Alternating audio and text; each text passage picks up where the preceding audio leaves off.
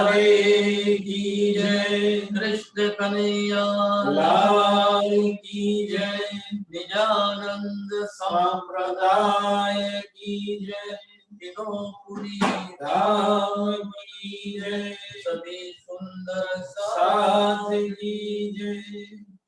वंदो सतगुरु चरण को करूं सप्रेम प्रणाम, अशुभ हर मंगल करन रवि श्री देवचंद्र जीना श्री प्राणनाथ निज मूलपति महराज सुनाम, तेज कुंवर श्यामा युगल को पल पल करूं प्रणाम, पल पल करूं प्रणाम।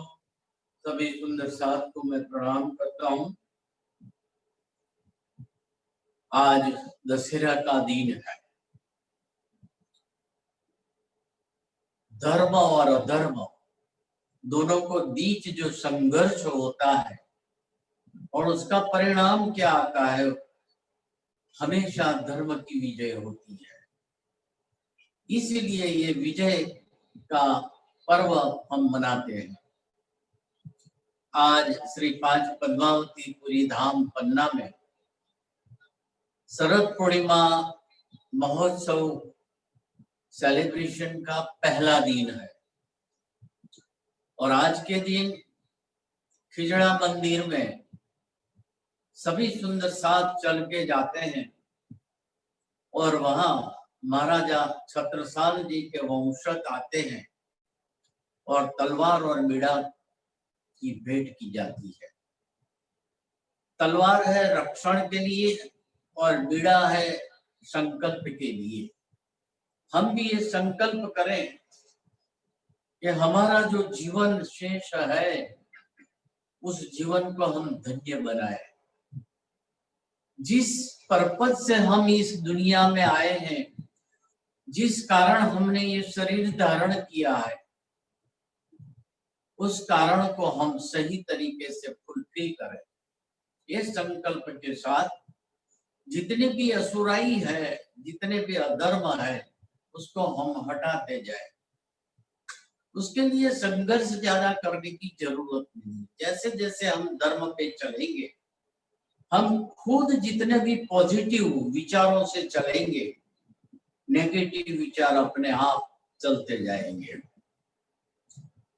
धर्म हम ग्रहण करें,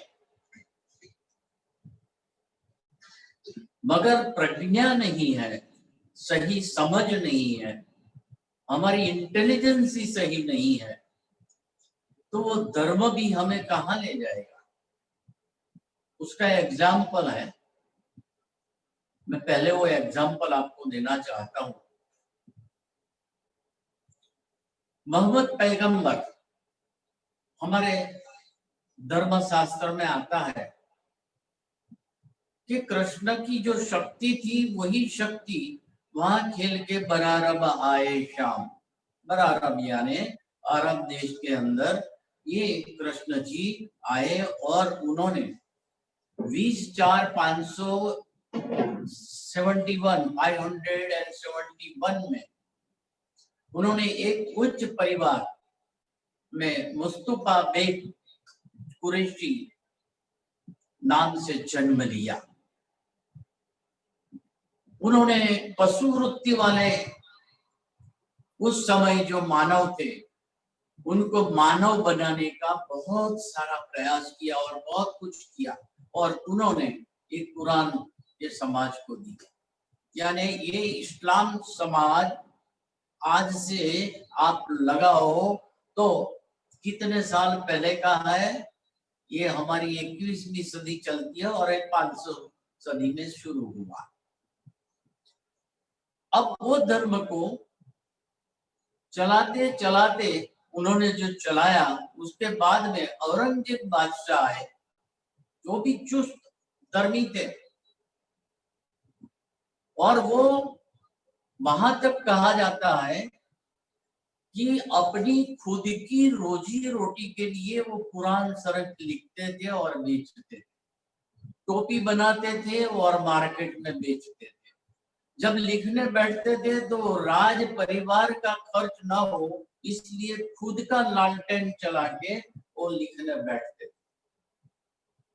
यानी वो समाज का पैसा निजी काम के लिए उपयोग नहीं करते।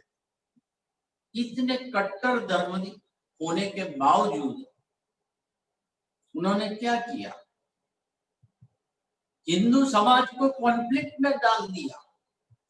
और उसी समय वो कॉन्फ्लिक्ट में आने का कारण है कि उनमें जो प्रज्ञा होनी चाहिए वो प्रज्ञा न होने से वो धार्मिकता दरी की दरी रहती। प्यारे सुंदर साथ जी, हम भी क्या करते हैं सोचना, कहीं ऐसा तो नहीं है ना कि हम धर्म के नाम से धर्म के रास्ते पर चल पड़े हो और हमारी प्रज्ञा का, इंटेलिजेंसी का कोई उपयोग ही न करते हो और धीरे धीरे कर्मकांड में चले जाए, तो आप समझना कि हमारी गति जैसे औरंगजेब की हुई, जैसे आयतुल्ला खोमेनी की हुई, जैसे मोहम्मद गजनवी की हुई, इस्लाम में रहते हुए भी वैसी गति हमारी भी हो सकती है। इसलिए हमें इंटेलिजेंसी का उपयोग करके हमारे धर्म को ग्रहण करना है और वो ग्रहण हम इजीली कर सके, इसलिए प्राणनाथ जी ने इतना सारा प्रयास करके सहज ही उनके मुख से ये हमें तारतम वाणी, ये तारतम श्री मुख वाणी हमें दी है। और हम इसमें इतना अध्ययन करते करते लास्ट टाइम हमने सागर ग्रंथ में से 7वां जो सागर है, जो बातूनी सागर है, ये 8 सागर वहां ऐसे कोई सागर नहीं है जो कोई ब्लू रंग का हो, रेड रंग का हो और वहां कुछ पानी भरा हो, दूध भरा हो, दही भरा हो, ऐसे सागर नहीं है। ये गुण के सागर है और ये सब बातूनी सागर के राज्य महाराज के, सखियों के, श्यामा महारानी के जो आसपास में मंडरा रहा है, जो दिल में भरा है, उसको ही समझते हुए ये सागर की उपमा दी है। आज हम जो पढ़ने जा रहे हैं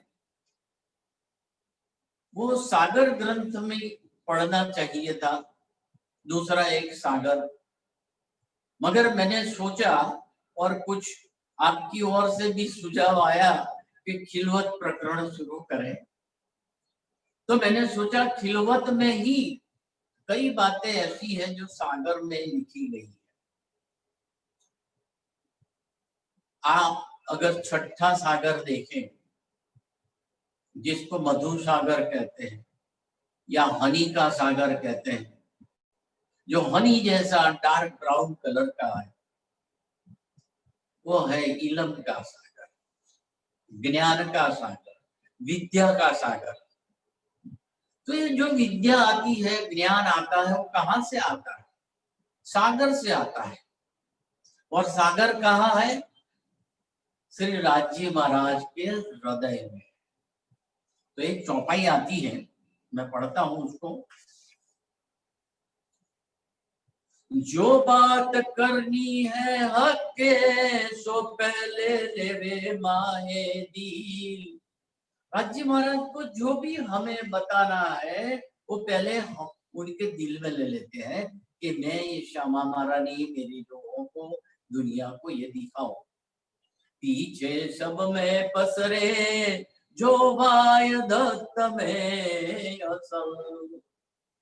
जब हम मूल मिलावे पे बैठे होते हैं, जहां ब्रह्म सृष्टियां बैठी है, राज्य महाराज बैठे हैं, श्यामा महारानी बैठी है, तो सबसे पहला विचार आएगा राज्य महाराज के दिल में। और एक दिली होने के कारण, वाहिदत होने के कारण, अद्वैत होने के कारण वही थॉट वही नॉलेज, वही प्रेम फिर वहां से दूसरों के अंदर जाएगा। कहाँ पहले जाएगा? तो यहाँ वो भी बता है, जो पहले लई हक के दिल में, पीछे आई माहे नूर। तो पहले जो विचार राजी महाराज के हृदय में आता है, वो विचार बाद में अक्षर ब्रह्म के दिल में जाता है। तीन पीछे और उसके बाद हादी रूहन पे, उसके बाद हादी यानी श्यामा महारानी और ब्रह्म सृष्टियों के दिल में आता है, ये जो हुआ जो, और उसके बाद में ये सभी जगह उसका विस्तार होता है। ये दुनिया जो बनाई उसके कारण दो है। एक कारण है अक्षर ब्रह्म को तीन विध लीला करत, ये रंग महल में आनंद की लीलाएं क्या हो रही है, कैसे हो रही है, वो देखने की प्रबल इच्छा हुई। वो एक कारण, क्योंकि वो इच्छा को पूर्ण करनी थी। और ये उपजाई किसने? खुद राज्य महाराज। और सखियों के दिल में भी एक विचार आया कि अक्षर ब्रह्म जो आते हैं यहाँ, पहले कभी देखे नहीं, आज नजर पड़ गई उन पर। तो ये अक्षर ब्रह्म नीत दर्शन को आगे, वो कौन है दूसरा? तब कहा कि ये कुदरत के मालिक है, सत्ता के मालिक। और ये ऐसे कई ब्रह्मांड जो नाशवंत है, पल में देखे पल में उड़ावे, इतने शक्तिशाली ये अक्षर ब्रह्म है। तो सखियों की और श्यामा महारानी की इच्छा हुई कि हम उनकी बादशाही क्या है वो देखें, उनका ये खेल क्या है वो देखें। तो ये हो गया कारण ये खेल में आने का। अब जितने भी ज्ञान इस जगत में है, चाहे वो कुरान में हो या पुराण में हो, वेदों में हो, वो ज्ञान को ठीक से संकलित करके उसकी गहराई क्या है, वो बातूनी अर्थ में क्या कहना चाहते हैं, संक्षिप्त में जो कहा गया, इशारों में कहा गया, वो सही में क्या है, वो समझ के कौन समझा सकता है? जिसके अंदर खुद राज्य महाराज परमात्मा वो शक्ति दे। वो शक्ति जब आती है, खुद राज्य महाराज आते हैं आवेश से, तब वो बता सकते हैं। तो वो शक्ति इस जगत में आएगी, ऐसा मोहम्मद पैगंबर के द्वारा कहलाया गया कुरान में। कि मैं जो भी अभी कुछ कह रहा हूं कुरान में, और पहले जो वेदों में लिखा है वो, भागवत में लिखा है वो, कई पुराणों में, उपनिषद में लिखा है, भविष्यवाणियों में, वो खुद पूर्ण ब्रह्म परमात्मा आवेश रूप में इस जगत में आएंगे, मानव तन धारण करेंगे, और फिर खुद खुदा है, वो खुद की साक्षी खुद देंगे। खुदा की साक्षी दूसरा कौन दे सकता है? परमात्मा की खुद। जैसे कृष्ण आए तो उन्होंने कुरुक्षेत्र में अर्जुन को कहा कि मैं खुद पूर्ण ब्रह्म परमात्मा हूं और मैं तुम्हें ज्ञान देता हूं। ऐसा किसी दूसरे ने नहीं कहा। वैसे उसके बाद में ये प्राणनाथ जी खुद बता रहे हैं कि मैं खुद परमात्मा हूं, और जैसे कि कुरान और कुरान में लिखा गया है कि आखिरी जमाने में आएंगे, वो खुद मैं अभी आया, खुद बता रहे हैं। तो ये जितना भी ज्ञान है ना इस दुनिया में, वो ज्ञान शंका रहित ज्ञान करने के लिए ये जो अप्रकरण में पढ़ रहा हूं, खिलवत का 7वां प्रकरण, बेशकी का, ज्ञान तभी सच्चा है जब कोई भी प्रकार की उस ज्ञान में शंका न रहे। अगर आपकी शंका बनी रही तो समझना कि आपकी श्रद्धा 100% नहीं होगी। 100% कॉन्फिडेंस के साथ अगर आपको ये जीवन समर्पित कर देना है और धन्य बनाना है, तो आपके पास जो भी ज्ञान आता है वो ज्ञान शंका रहित होना चाहिए। आपकी सभी शंका चली जानी चाहिए। तो ये प्रकरण के अंदर 37 चौपाई है। और ऐसा ही ज्ञान जो छठा सागर है, इलम का सागर, उसमें वही ज्ञान दिया गया है, थोड़े डिफरेंट रूप में दिया गया है। उसमें 53 चौपाई है। तो वो 53 और ये 37 मिला के 90 चौपाई के अंदर हमें ये बताया गया है कि प्राणनाथ स्वामी ने, परमात्मा ने यहाँ आके उनकी 5 शक्तियों के द्वारा ज्ञान कैसा दिया कि हमारे जितने भी क्वेश्चन थे वो सब सॉल्व हो गए। हम जब भागवत पढ़ते हैं, जैसे सूरत में चल रहा था वितक के दरमियान, तो 40 प्रश्न खड़े हो गए। जब वेदांत की बात आती है तो 15 ऐसे क्वेश्चन खड़े हो गए कि जिसका जवाब देना मुश्किल था। कुरान पढ़ते हैं तो ऐसे 14 क्वेश्चन खड़े हो गए कि क्या समझाना चाहते हैं, हम समझ नहीं पाते। तो सभी पॉइंट का आप ध्यान से सुनना, कैसे निराकरण किया जाता है ये 37 चौपाई में। ये इलमीन वायदत का हक्के सोबे सकी दही मूल, दूर के पार द्वार बका के सो बोले अर्श के गुरु। कहते हैं प्राणनाथ जी कि परम धाम कहाँ है, और परम धाम जो अक्षर धाम के आगे है, और वहां जो मूल मिलावा है, और वहां मूल मिलावे में जो अद्वैत की बातें हैं, वाहिदत की बात है, और वहां जो सूक्ष्म बातें हैं वो मुझे पूरी समझा दी। जिसमें पूर्ण ब्रह्म परमात्मा। कैसे समझा दी? तो उनके हृदय में बैठ के समझा दी। उनके प्राणनाथ जी के अंदर 5 शक्तियां, क्या क्या शक्तियां हैं? तो कहते हैं आत्म दुलहीन, जोश धनी दाम, नूर बुद्ध हुकम, ये 5 मील वही पावन। ये 5 शक्तियां होने से ये हमें ये ज्ञान दे रहे हैं। 14 तब को ढूंढिया, सब रहे दूर से दूर। ये 14 लोक का जो ब्रह्मांड है, ऐसे तो करोड़ों ब्रह्मांड है, और ये कौन बनाता है? अक्षर ब्रह्म बनाता है। और एक पल के अंदर करोड़ों ब्रह्मांड का निर्माण करता है और उसका लय करता है। उनमें से एक ब्रह्मांड में हम एक खेल देखने आए।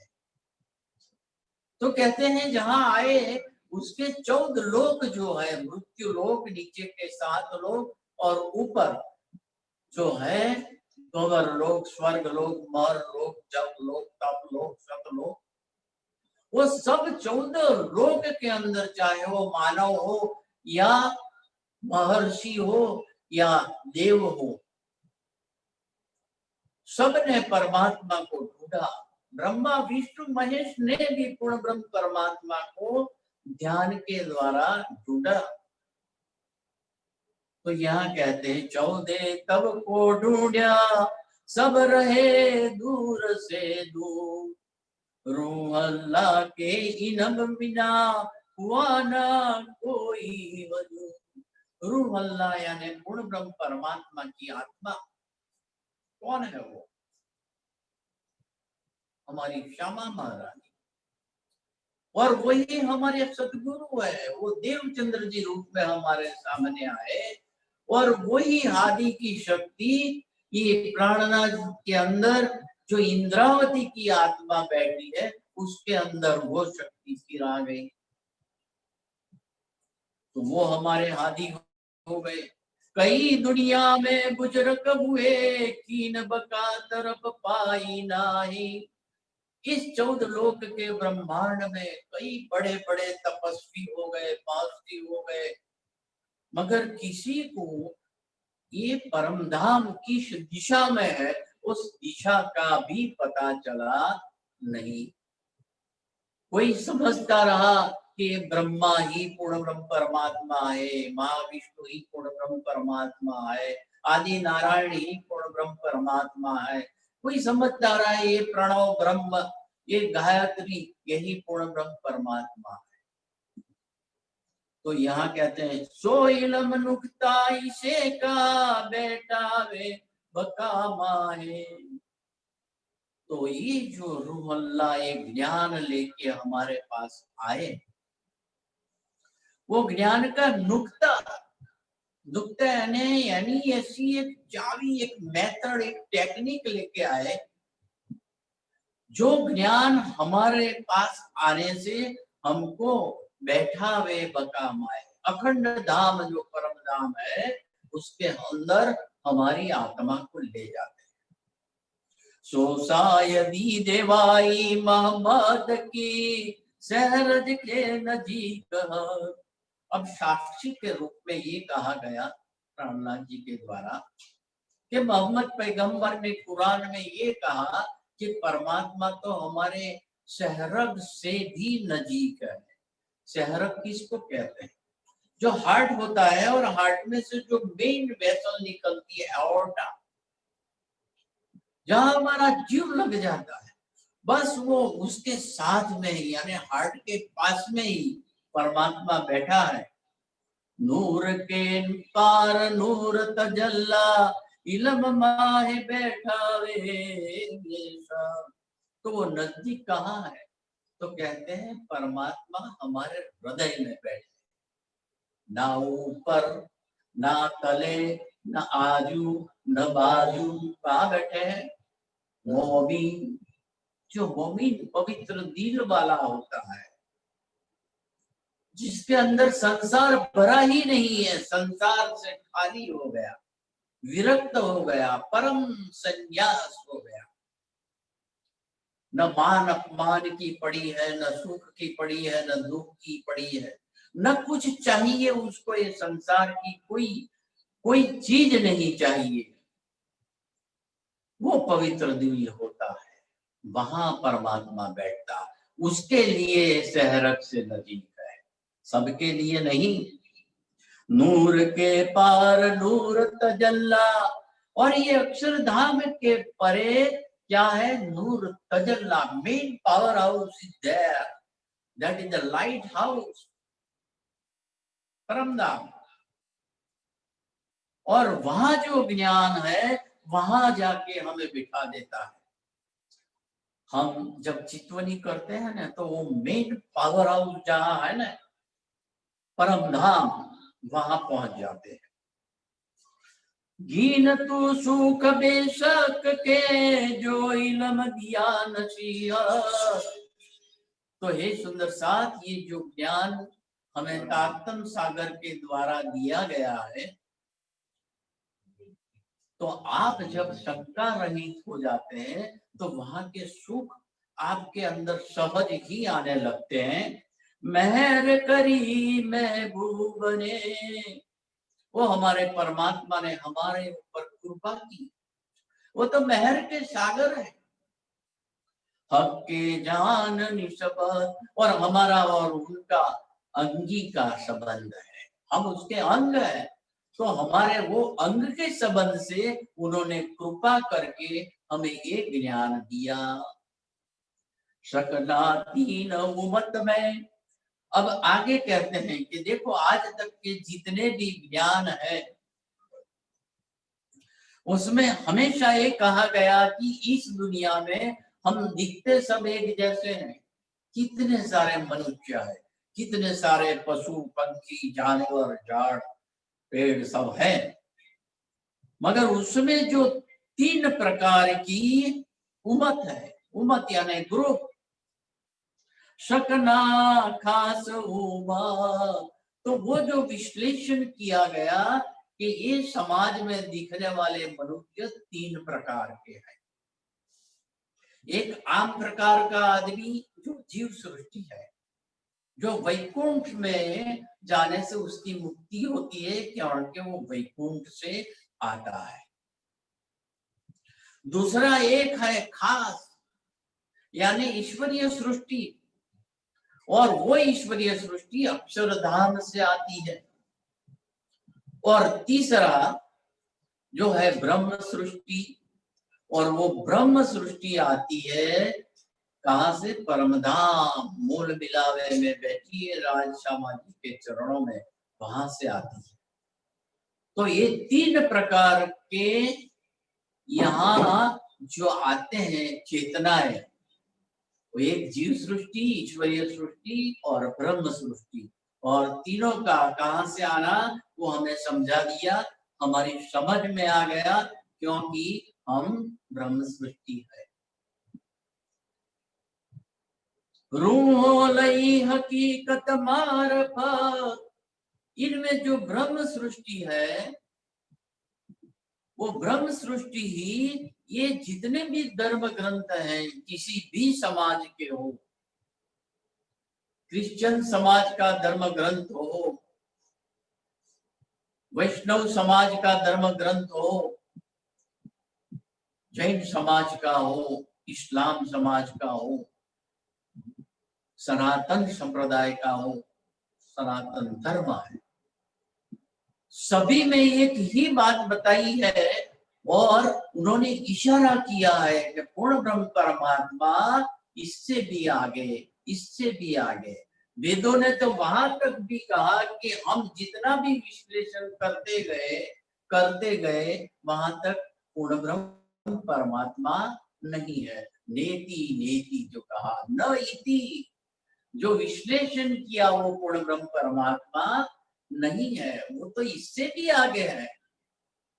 तो ये धर्म शास्त्रों की हकीकत कौन लेगा? जीव सृष्टि लेगा? नहीं लेगा, उसको तो इंटरेस्ट ही नहीं आएगा। उसको तो खाना पीना, मौज मजा करना, कपड़े अच्छे पहनो, मिठाई अच्छी खाओ, दशहरा है यार, जलेबी खाओ, पापड़ा खाओ, मेला करो, लड्डू खाओ, उसका जीव तो उसी में रहेगा। तो वो हो गई शरीयत की बंदगी, कर्मकांड की देखा देखी, उससे कुछ हासिल नहीं होता है। मगर जो रूह होगी वो हकीकत में क्या है वो जानने का प्रयास करेगी और उस रास्ते पे चलेगी, तो वो हो गया हकीकत का ज्ञान। सब धर्म ग्रंथों को वो विश्लेषित कर दिया, और हमारे प्राणनाथ जी ने तो सब धर्म ग्रंथों का निचोड़ हमको दे दिया तारतम्य सागर में। कितना इजी बना दिया, गाइड बना दिया हमारे लिए। और फिर कहते हैं कि उससे आगे जो मार्फती ज्ञान है, यानी परम धाम की कोने कोने का ज्ञान, रंग महल के अंदर का ज्ञान, वहां इश्क रबत का ज्ञान, वो पूरा ज्ञान वो कौन लेगा? किसके पास आएगा? परमात्मा किसको देगा? तो बोलते हैं वही रूहों को जो वहां से आई है, यानी हम ब्रह्म सृष्टियां इसके अधिकारी है। हमारा ज्ञान शरीयत का नहीं है, तरीकत का नहीं है, हमारा ज्ञान हकीकती ज्ञान और मार्फती ज्ञान है। और फरिश्तो हकीकत आम खलक जाहरी जो कर्म कांड सरिया, दो गिरो पहुंची वतन अपने। जब ये ज्ञान मिलता है, प्रेम आता है, ज्ञान से क्या होता है? परमात्मा की पहचान होती है, परम धाम की पहचान होती है। और जब उसकी पहचान होती है और तब हमें लगता है अरे मैं इनका अंग हूं, मैं परम धाम का रहने वाला हूं, और यहाँ आ गया, ये शरीर मैंने धारण कर लिया, अरे मुझे तो ये खेल देख के वापिस जाना था, मैं यहाँ कहाँ पड़ गया। तो फिर हमारी जो दृष्टि है ना, इस संसार से हट करके परम धाम की ओर लगती है। और जो हमारा पूर्ण ब्रह्म परमात्मा है उससे हमारा प्यार बन जाता है, प्रेम बन जाता है, इष्ट हो जाता है। और जैसे जैसे ज्ञान बढ़ेगा, नजदीकी बढ़ेगी, वैसे वैसे यानी जितने भी आप जप तप करेंगे, माला फिरेंगे, निज नाम का पाठ करेंगे, तो देखना कि आपका अटैचमेंट परमात्मा से ज्यादा होने लगेगा, उसके प्रति प्रेम हो जाएगा। हम शादी करके किसी को ले आते हैं और 2 5 10 रोज रहते हैं तो प्यार हो जाता है, होता है ना। हम गाड़ी नहीं ले आए तो भी प्यार हो जाता है। जहां से हम आए हैं वहां की बात हमें कोई बता दे और हम उसको याद करने का प्रयास करें और याद आ जाए, तो आप सोचो क्या होगा। तो वो जो प्रेम है ना, वो प्रेम की पराकाष्ठा आएगी और उसी को इष्ट कहा गया है, इष्ट हो जाएगा। दो गिरोह पहुंची वतन अपने, ईश्वरीय सृष्टि अक्षरधाम पहुंचती है ज्ञान के द्वारा, और ब्रह्म सृष्टि परमधाम पहुंचती है। तीसरी आम ज्योति, और तीसरी जो सृष्टि है जीव सृष्टि, सोते ताही नजीक जिनका चेताया की। जितना विश्वास होगा ये ज्ञान में, उतना वो वहां पहुंचेगा। पाई तीनों की बेश की, प्राणनाथ जी ने आके हमें ऐसा ज्ञान दिया जागृत बुद्धि का कि ये बात हमारी समझ में आ गई और बैठ गया कि मैं तो ब्रह्म सृष्टि। पाई तीनों की बेश की कुपर बंदगी, 3 प्रकार की बंदगी 3 जमात करती है। एक कुपर की बंदगी यानी जीव सृष्टि, एक बंदगी करने वाले है ईश्वरीय सृष्टि, और एक ईश्वर की बंदगी करते हैं। वो कर्म कांड में नहीं मानते, उनके हृदय में परमात्मा बैठ गया, उसके हृदय मंदिर में बैठ गया।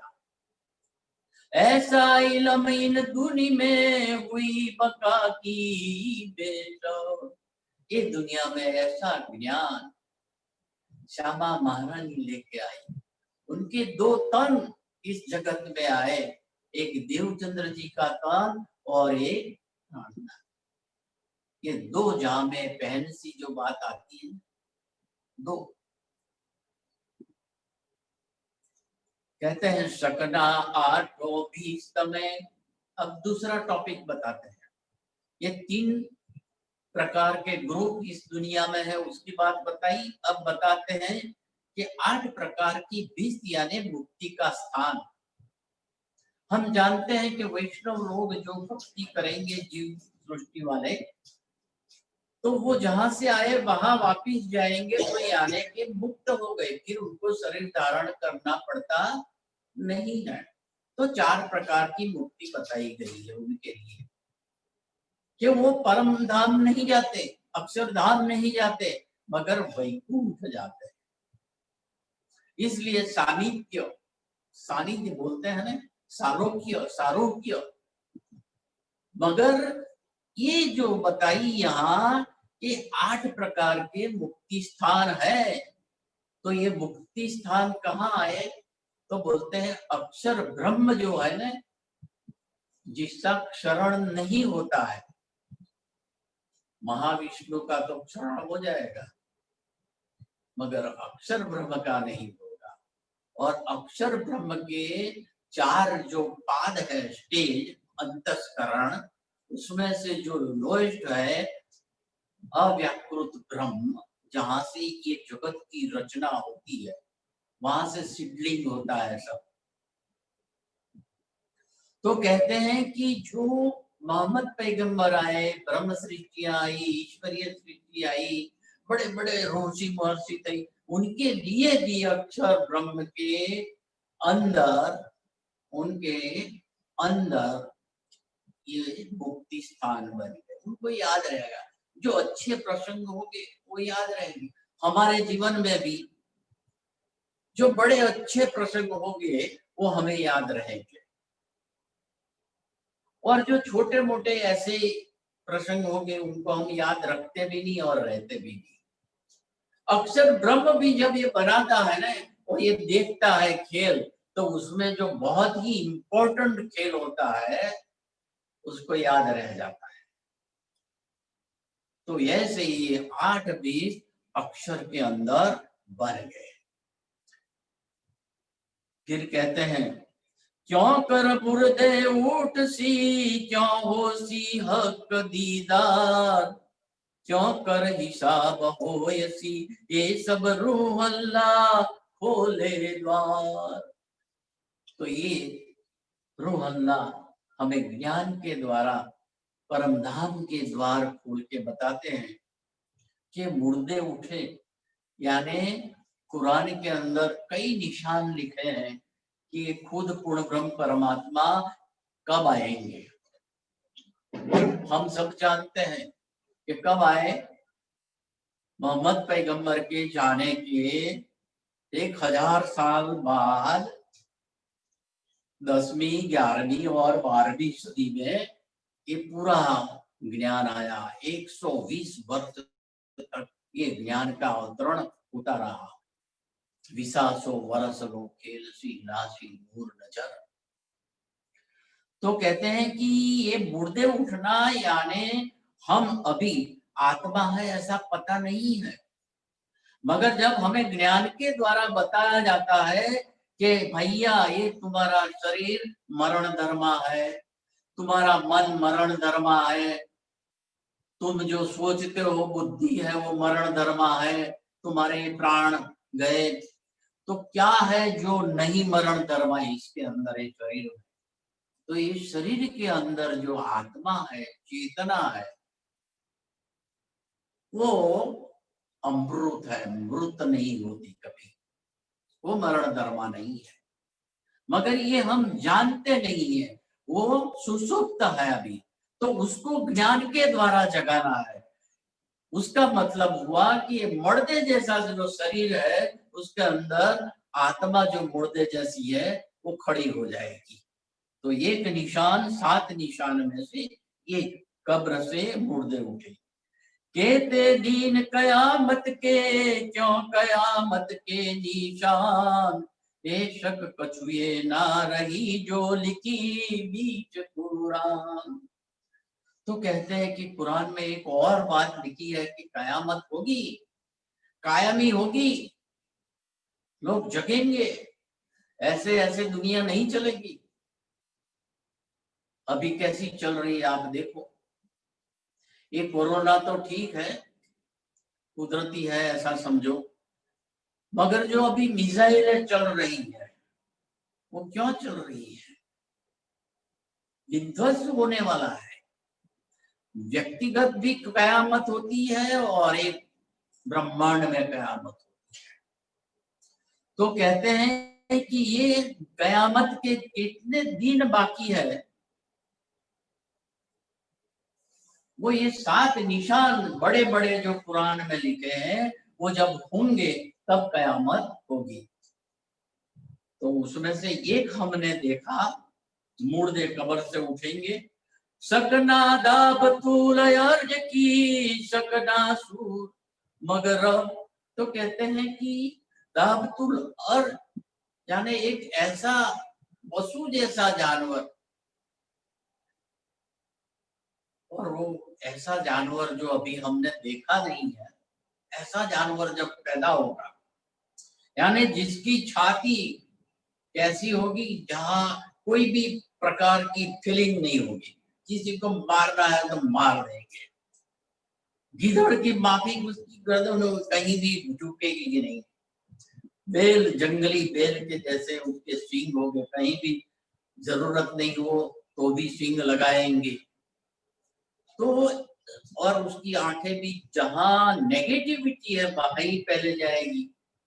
तो ऐसा आदमी यानी ऐसा जानवर अब पैदा हो ही गया, वो है आदमी। आज का आदमी पशु से भी बदतर है, आप भरोसा नहीं कर सकते। सकना सूर मगर अब कहते हैं कि सूर्य कहाँ से उगता है? पूर्व में उगता है, मगर यहाँ कहते हैं कि पश्चिम से सूर्य उगेगा। असंभव बात है। तो हमारे यहाँ देखो, पश्चिमी देश और पूर्व के देश, ऐसी भाषा हम उपयोग करते हैं। तो पूर्व के, हमारे इंडिया के पूर्व में अरब देश है, जहाँ कुरान यानी ज्ञान आया, सूर्य हुआ, मगर वो सूर्य में रोशनी नहीं, वो ज्ञान इतना नहीं आया कि एक अच्छा समाज खड़ा हो। अब तो कुरान का भी लोग विरोध करने लग गए, क्योंकि अच्छा समाज नहीं हुआ, वो ज्ञान से जो होना चाहिए था वो नहीं हुआ, यानी उसकी रोशनी ठीक नहीं हुई। मगर जब पश्चिम में से सूर्य उगेगा ज्ञान का, यानी ये स्वरूप सा है भारत में, प्राणनाथ जी लेके आए, इसका बीज देवचंद्र जी लाए, और वो बीज को प्राणनाथ जी के अंदर डाला, यानी मेरा ठाकुर के अंदर इंद्रावती की आत्मा में डाला। सारी जामी जानी खेड़ी जिमी, बीज बोया नीज वतन। परम धाम का एक बीज डाला, और देखो कि 18,758 चौपाई का बड़ा वृक्ष हो गया। तो एक सूरज कहाँ उगेगा? पश्चिम, यानी हमारे भारत में। बेशक हक कौल मोमिनो रही ना सक कोई। और जो हमने वायदा किया था हमारे परमात्मा ने कि आप जहां जाते हो संसार में, आप खुद को भूल जाओगे, मुझे भूल जाओगे, परमधाम को भूल जाओगे, मगर मैं आपके लिए संदेशा भेजूंगा और खुद आऊंगा और आपको याद दिलाऊंगा। तो वो आ रहे हैं एक ज्ञान के द्वारा। शकना आजूज माजूज की, आजूज और माजूज यानी डे एंड नाइट। कहीं लिखा है एक काला और एक सफेद चूहा, क्योंकि वो दिन रात चूहे की एक्टिविटी होती है, एक्टिविटी डे एंड नाइट। आड़ी अष्ट धात दीवा, हमारा शरीर 8 धातु का बना है, और वो समय के हिसाब से दिन और रात में धीरे धीरे चला जाता है। हम जब जन्म लेते हैं तब से हमारी मृत्यु की दिशा निश्चित हो जाती है। हम रोज जिंदगी जीते हैं, मगर कहाँ जाते हैं? मृत्यु की छोर पर जाते हैं।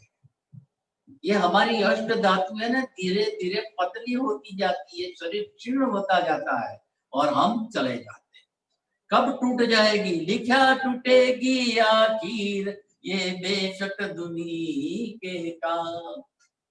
रूह अल्लाह सब रूहन को पैक कर देवे आखिर। तो ये हमारे सदगुरु जो यहाँ आए हैं, पूर्ण ब्रह्म परमात्मा का जो ज्ञान हमें देते हैं, वो हमारा जो ज्ञान है, अब उसमें कोई भी शंका नहीं रहती। हम उसमें 100% कॉन्फिडेंस के साथ आगे चल सकते हैं, और हम ये कॉन्फिडेंस से कह सकते हैं कि हम परम धाम से आए हैं और हम ब्रह्म सृष्टि है। कुफर दज्जाल को तोड़ के बेशक करे ये कदी। और जो आदमी के अंदर नेगेटिविटी है, जिसको दज्जाल कहा गया है, हमारे अंदर 2 चीज होती है, एक पॉजिटिव और एक नेगेटिव। पॉजिटिव यानी दिव्य शक्ति, दैवी शक्ति, सत्य की शक्ति, और एक नेगेटिव जो कुफर, शैतान, दज्जाल, जो हमें डुबोता है। तो हमें क्या करना है? जो नेगेटिव थॉट्स है उसको निकालना है, और वो ज्ञान के द्वारा ही निकल सकते हैं।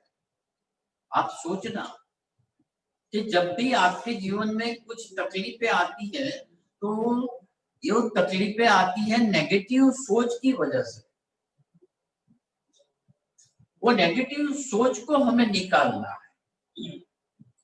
लाया ईसा वास्ते मोमिनो बेशक बका न्यामत।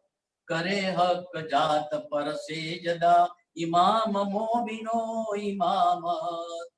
जब ऐसा ज्ञान आता है तब हमें पता चलता है कि मेरे अंदर जैसे परमात्मा विराजमान है वैसे परमात्मा उसके अंदर भी विराजमान है। एक ही स्वरूप है। सकना की अर्श की तीन किस्म के मुक्ति स्थान यानी अर्श बताए गए हैं। एक जीव सृष्टियों का, एक अक्षर के लिए ईश्वरीय सृष्टियों का और एक ब्रह्म सृष्टियों का। तो कहते हैं शकना नूर मकान, शकना बेचून बेचगुन, शकना चार आसमान। तो कहते हैं कि अब बेचून बेचगुन में भी कोई शंका नहीं रही, वो शून्य और निराकार। हम जानते हैं कि ये जो 14 लोक का ब्रह्मांड है उसके ऊपर का जो हिस्सा है वो शून्य निराकार। शकना चार आसमान, हम जहाँ रहते हैं हमारे ऊपर 4 आसमान है। एक आसमान है स्वर्ग का, एक आसमान वैकुंठ का, एक है अक्षर का और एक है परमधाम का। हम कहाँ से आए? चौथे आसमान से। सकना ही शरीयत में ना सक रही तरीका, सकना ही हकीकत में सकना हक बारक। तो ज्ञान की साधना की 4 जो स्थितियां बताई है शरीर, वो हमने देखी अभी। शरीयत, तरीकत, हकीकत, मार्फत। हकीकत वो किसकी बात है? ईश्वरीय सृष्टि की। और हकीकत और मार्फत वो है ब्रह्म सृष्टि की। सकना पहचान रसूल की जो कही 3 सूरत। अब कहते हैं कि 3 सूरत की बात आती है। यहां हम देखें तो प्राणनाथ जी ने वेदों से लेकर के कोई बात नहीं बताई इस संदर्भ में। इस संदर्भ में मोहम्मद पैगंबर से लेकर के ही बात बताई है। इसलिए हम ये न सोचे कि मोहम्मद के पहले कुछ नहीं था, था सब कुछ। नहीं तो वेदों में क्यों लिखते, भागवत में क्यों लिखते? तो कहते हैं सकना पहचान रसूल की। तो जो संदेशा परमात्मा का लेकर हमारे पास आया वो कौन है और कैसे आया? तो कहते हैं कि वो संदेशा जो लाया और ऐसे जो 3 सूरत मोहम्मद की बताई उसमें भी अब शंका न रही, क्योंकि ये तीनों सूरत परम धाम गई। जागी उनकी सूरता परम धाम में, ध्यान में। वो सशरीर नहीं गए। हीरा टेकरी में ध्यान करते करते मोहम्मद पैगंबर की सूरता पहुंची परम धाम। जबराइल का जोश यानी अक्षरधाम से आया हुआ जो जोश होता है वो, और फिर वहां गए इश्क के जो तख्त है उसमें बैठ के, यानी इश्क की शक्ति के द्वारा वहां पहुंचना होता है। तो 3 सूरत है। एक बसरी यानी बसेरा में, अरब देश में जो प्रकट हुई, यानी रसूल मोहम्मद पैगंबर। मलकी यानी हमारे देश के अंदर, हमारे मलक में पैदा हुई वो देवचंद्र जी। और हक्की जो पूर्ण ब्रह्म परमात्मा का स्वरूप है वो प्राणनाथ जी। जो जाहिर होशी आखिरी, और ये हक्की स्वरूप आखिरत में जाहिर होना लिखा है और वही ये जाहिर होके खुद बता रहे हैं। सकना जबराइल में, जबराइल यानी धनी का जो जोश होता है। और शकना मेकाइल, मेकाइल यानी ब्रह्मा जी। शकना नूर बजाए सूर बजाए की, शकना असराफील। सूर बजाना यानी विथ कॉन्फिडेंस समाज के सामने बात रखना, उसको सुर बजाना बोलते हैं, विथ कॉन्फिडेंस। प्राणनाथ स्वामी ने आके कॉन्फिडेंस से 2 सुर बजाए। कौन से सुर बजाए? तो बोलते हैं एक सुर ऐसा बजाया कि जो धर्म के नाम से गतिंग हो रहा है, जो गलत परंपराएं हैं जिससे कुछ लाभ नहीं होता, वो परंपराएं तोड़ने के लिए क्रांतिकारी पुरुष, दिव्य पुरुष क्रांतिकारी के रूप में वो आए, और वो पहला रणसिंगा था उनका। और दूसरा एक बजाया, कौन सा? तो कहते हैं कि जागृत बुद्धि की वजह से उन्होंने इन रियलिटी क्या परमधाम है और क्या नॉलेज एंड क्या परमात्मा है उसकी पूरी डिटेल दी। नॉट ओनली क्रिटिसिज्म मगर establishment of the fact also, this is wrong and this is right, दोनों बता दिया। पहले सुर में ये बता दिया कि दिस इज रॉन्ग, एंड दूसरे सुर में ये बता दिया कि दिस इज राइट। और ये बताया 12वीं सदी में मोहम्मद पैगंबर के बाद, यानी 13वीं सदी में कायम हुए। ये ज्ञान ऐसा फैलेगा कि लोगों को मुक्ति मिलेगी। फिर कहते हैं शकना अरवा है अर्श की जो तीन वीर उतरे, लैल में आए जिन वास्ते कछु शकना रही है। हम 3 बार ये जगत में आए। एक बार आए काल माया के ब्रह्मांड में, ब्रज के अंदर गोपियों के तन में। फिर जब बंसी बजाई 11 वर्ष 52 दिन के बाद योग माया के ब्रह्मांड में, तो वो योग माया के ब्रह्मांड में दूसरी बार गए, और तीसरी बार कुछ चाहना बाकी रह गई। हमें परमात्मा से रिक्वेस्ट की कि हमने जो देखना था वो नहीं देखा, तो ये तीसरी बार आए।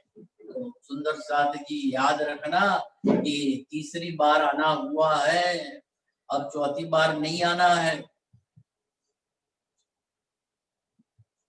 फिर कहते हैं छिपी बातें बीच अर्श के, परम धाम में जो इश्क रबद हुआ और परम धाम की छप्पे छप्पे की जो बातें हैं वो अब कोई हमारे से छुपी रही नहीं, और बिल्कुल शक के बिना हमको ये समझ में आ गया।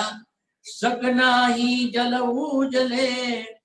अब कहते हैं कि परम धाम की बात बताते हैं और कहते हैं कि देखो, जब परम धाम हमें याद आता है ना, तो परम धाम की कुछ याद आती है। उसमें क्या क्या? तो कहते हैं आगू बेशक बड़े अर्श के, अर्श के अंदर एक तरफ है अक्षरधाम, दूसरी तरफ है परम धाम, दोनों के बीच में यमुना नदी है। यमुना नदी निकलती है पोखराज पहाड़ से, जो उत्तर की दिशा में है, 4.5 लाख कोस दूर रंगमहल से, और फिर चारों तरफ धाराएं जाती, उसमें पूर्व दिशा की धारा है, वो यमुना नदी बन के 4.5 लाख कोस आती है पूर्व की ओर, फिर वहां से चलती है 9 लाख और फिर टर्न होके फिर दक्षिण की ओर जाती है, और पश्चिम की ओर जाके औज कोसर तालाब में मिलती है। वो बड़ी याद हमें आ गया। और उसका जो पानी है वो उजला है, मीठा है, मिश्री जैसा है, वो भी हमें याद आ गया। और यमुना नदी के दोनों किनारे बड़े चौड़े चौड़े हैं, उसमें बड़े वन के बड़े बड़े पेड़ हैं, और उसमें देवरियां बनी है, और हीरे जवाहरात से जैसे जड़े वृक्ष हो, महल हो, ऐसा सब दिखाई देता है, वो भी हमें याद आ गया। ईत सक मोहे जरा नहीं, अब गलियों पशु खेला। और वहां कुंज निकुंज के जो वन है और 7 घाट जो यमुना नदी पे बने हैं, वो सब हमें याद आ दिखाने लगा, देखने लगे हम, उसमें जरा अब शंका नहीं। और उस गलियों में जो वहां के पशु पंछी है, यहाँ के जैसे नहीं होते, यहाँ तो सब जड़ है, और परम धाम में सब चेतन है, सब ज्ञान युक्त है, स्वयं प्रकाशित है, सब सुगंधित है, कोमल है। यहाँ की कंपैरिजन आप नहीं कर सकते। ये तो एक समझो कि परछाया का भी परछाया, और ये बिल्कुल जड़ और वो बिल्कुल चेतन, वहां कुछ जड़ है ही नहीं। गिर दबाए गुजे अर्श के कई भी दजी कर करत। और वहां के पशु पंछी जो कुंज निकुंज वन में, वनों में, बड़े वन मधुवन में जो घूमते हैं, वो राज राज पीयू पीयू धनी धनी यानी जो भी बोलते हैं वो परमात्मा को ही पुकारते हैं, क्योंकि वो परमात्मा के ही खिलौने हैं। यो केती कहूं बेशकी, तो कहते हैं कि ये जो ज्ञान की बातें प्राणनाथ जी ने हमें जागृत बुद्धि के द्वारा बताई, उनके अंदर असराफील की यानी जागृत बुद्धि का फरिश्ता आ गया और उन्होंने जो बात बताई उसमें अब कोई शंका नहीं रही। मेरे अंदर जागृति आ गई, अंधकार था वो चला गया, प्रकाश हुआ, रोशनी हुई। हम पंच रोशनी के संदर्भ में बात कर रहे हैं। जो अंधकार हमारे अंदर अज्ञानता है, दुख का कारण क्या है? अज्ञानता। और वो अज्ञानता को कैसे, अंधकार को कैसे दूर कर सकते हैं? अंधकार को भर भर के कहीं गटर में नहीं डाल सकते हैं। आपको प्रकाश को जलाना है तो अंधकार अपने आप चला जाएगा। तो ये प्रकाश जलाते हम ज्ञान का। तो यहाँ कहते हैं कि ये इतना ज्ञान है, मैं इसकी, ये ज्ञान के द्वारा मेरे अंदर जितनी भी शंका कुशंका है वो सब चली गई कि जिसका कोई हिसाब नहीं। यो केती कहूं बेश की इनका नहीं हिसाब, महामत देखावे हर कई जो साकी पिलावे शराब। तो कहते हैं कि ये जो